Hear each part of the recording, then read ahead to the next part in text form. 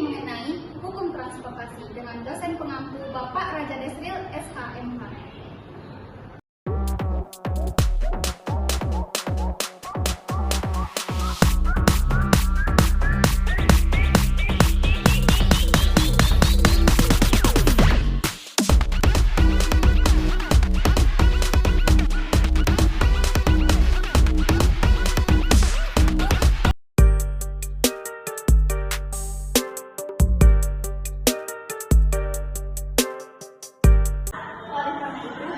Mengeluarkan Undang-Undang Nomor 22 Tahun 2009 tentang lalu lintas dan angkutan jalan.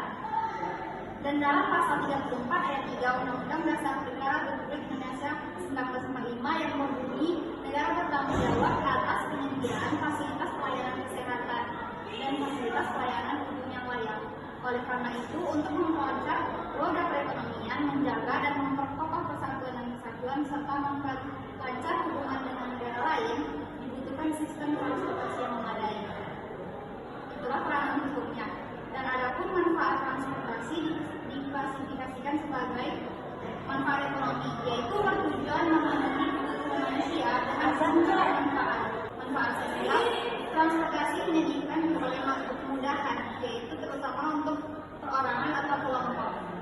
Dari segi politik, transportasi menciptakan kesatuan, pelayanan yang luas, keamanan negara, dan sebagainya. Dan yang terakhir, manfaat kewilayahan, memenuhi kebutuhan penduduk di kota, desa, ataupun daerah. Jadi seperti itu.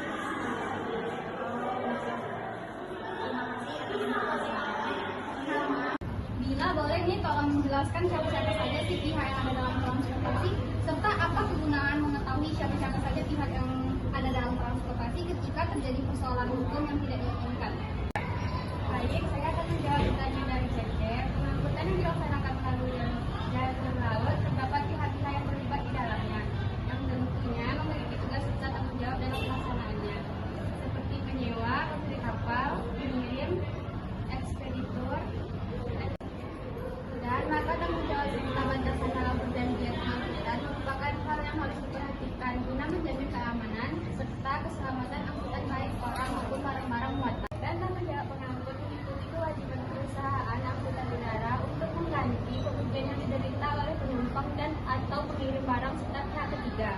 Dalam hal ini, tanggung jawab pengangkut terhadap penumpang atau pengirim kargo pasal 141 UU Penerbangan menyebutkan pengangkut bertanggung jawab atas kerugian penumpang yang meninggal dunia, cacat tetap, atau luka-luka yang diakibatkan kejadian angkutan udara di dalam pesawat atau naik turun. Pihak-pihak yang ada di dalam transportasi darat, yaitu pihak pengirim dan penerima suatu barang, tanggung jawab pengangkut ini dibatasi oleh undang-undang. Dalam undang-undang ditentukan bahwa pengangkutan bertanggung jawab terhadap segala kerugian yang timbul akibat kesalahan atau kelalaian pengangkut.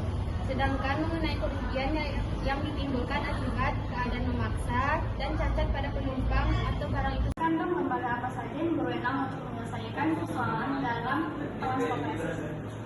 Lembaga berwenang ada di laut, darat, dan udara.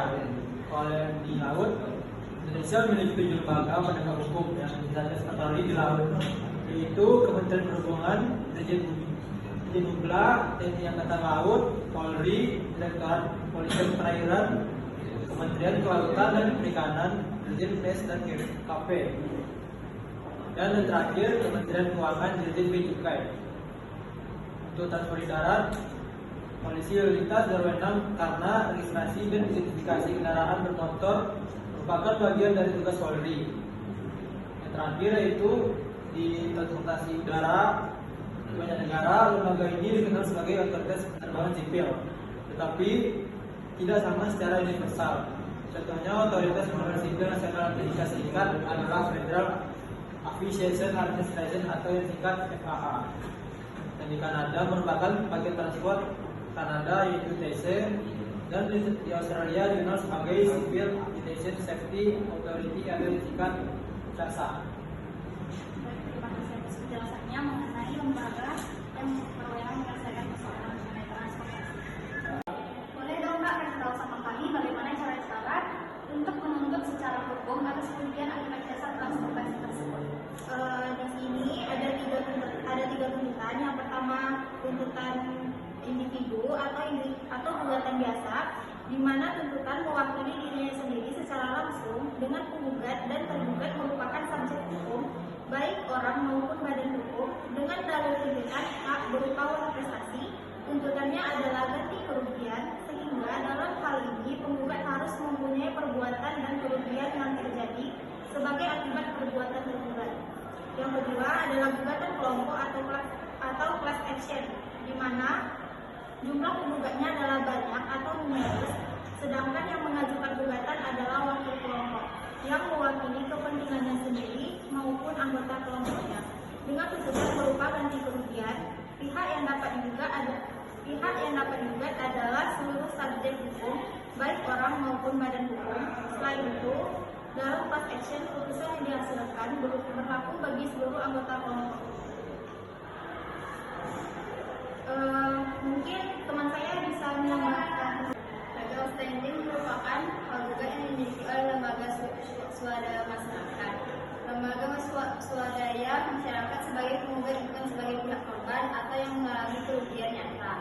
Namun karena kepentingannya ia mengajukan gugatannya, dalam legal standing tidak dikenal tuntutan ganti kerugian uang atau tuntutan yang hanya berupa permintaan pemulihan atau tuntutan berupa pemerintah pengadilan untuk melakukan sesuatu yang bersifat deklaratif. Contohnya kayak tumpahan minyak oli atau oil spill yang biasanya disebabkan oleh hasil operasi kapal tanker atau air balas, perbaikan dan perawatan kapal, terminal, bongkar muat ikan laut, air limbah, buangan air, minyak, rumah stasi proses mesin, dan scrubber kapal atau dan kecelakaan tabrakan kapal tanker. Dalam hal ini, lembaga swadaya masyarakat sebagai penggugat mewakili kepentingan perlindungan lingkungan hidup yang perlu diperjuangkan karena posisi lingkungan hidup sebagai ekosistem yang sangat penting. Karena lingkungan hidup ini tidak dapat diperjuangkan kepentingannya sendiri karena tidak dapat berbicara sehingga perlu pihak yang memperjuangkannya. Ternyata seperti itu ya Kak Baik. Terima kasih atas penjelasannya mengenai tuntutan secara hukum atas kerugian akibat jasa transportasi. Terakhir nih Jeffrey, boleh saya minta salah satu contoh kasus transportasi beserta proses penyelesaiannya? Boleh, saya pernah memecahkan atau menyelesaikan suatu kasus pada tanggal 1 Juli 2003 yang terjadi kecelakaan lalu lintas di sebuah persimpangan jalan padat di kota BC. Sebuah mobil menabrak sepeda motor yang mengakibatkan cedera serius pada pengendara sepeda motor tersebut. Pengendara sepeda motor tersebut mengajukan gugatan terhadap pengemudi mobil yang minta ganti rugi atas kerugian fisik dan materi yang diderita. Dan proses menyelesaikan suatu kasus ini memerlukan 7 tahapan, yaitu laporan dan pemeriksaan awal, yang kedua investigasi polisi, yang ketiga pemeriksaan medis, yang keempat asuransi dan klaim, yang kelima negosiasi dan mediasi, yang keenam pengadilan, dan yang terakhir putusan pengadilan. Jadi yang pertama akan saya jelaskan tentang pemeriksaan awal atau laporan. Setelah kecelakaan tersebut terjadi, pihak kepolisian tiba di tempat kejadian untuk melakukan laporan dan memeriksa awal. Mereka mencatat keterangan saksi, mengambil bukti dan membuat laporan tersebut. Yang kedua yaitu investigasi polisi. Polisi akan melakukan penyelidikan lebih lanjut untuk menentukan penyebab pasti kecelakaan. Mereka mungkin akan memeriksa kamera pengawas, merekonstruksi kejadian, dan mengumpulkan bukti-bukti lainnya. Mungkin mengidentifikasi siapa yang bertanggung jawab atas kecelakaan tersebut. Dan yang ketiga ada pemeriksaan medis. Pengendara tersebut akan menjalani pemeriksaan medis untuk menentukan tingkat cedera dan rugi yang dideritanya. Yang selanjutnya laporan medis ini akan menjadi bukti penting dalam menentukan jumlah ganti rugi yang diminta pengendara sepeda motor tersebut. Yang keempat ada asuransi klaim. Di sini jika pengemudi mobil memiliki asuransi kendaraan, pengendara sepeda motor dapat mengajukan klaim kepada pengusaha asuransi tersebut. Mereka harus mengumpulkan bukti kecelakaan dan laporan medis untuk mendukung klaim mereka. Selanjutnya ada negosiasi dan mediasi. Pihak asuransi dan pengacara dari kedua belah pihak dapat mencoba untuk menyelesaikan kasus secara negosiasi atau melalui mediasi. Mereka akan mencoba mencapai kesepakatan mengenai jumlah ganti rugi yang harus dibayar kepada pengendara sepeda motor tersebut. Selanjutnya ada pengadilan. Jika negosiasi atau mediasinya gagal, kasus dapat diajukan ke pengadilan. Pengendara sepeda motor tersebut dan pengemudi mobil akan menyampaikan argumennya di hadapan hakim. Hakim akan mempertimbangkan bukti, keterangan saksi, dan argumen hukum yang diajukan oleh kedua belah pihak. Dan selanjutnya itu ada pengadilan hukum.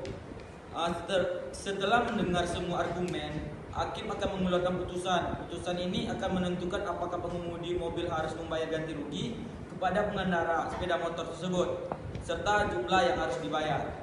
Ternyata banyak sekali ya proses penyelesaian dari kasus tersebut. Terima kasih atas penjelasannya, Jeffrey. Baik, sama-sama. Dan perlu dicatat bahwa proses penyelesaian kasus dapat berbeda-beda tergantung pada yuridis, hukum, dan peraturan yang berlaku di setiap negara dan wilayah tersebut. Demikian materi yang dapat kami paparkan. Lebih dan kurangnya mohon dimaafkan. Billahi fisabilil haq fastabiqul khairat. Wassalamualaikum Wassalamualaikum warahmatullahi wabarakatuh.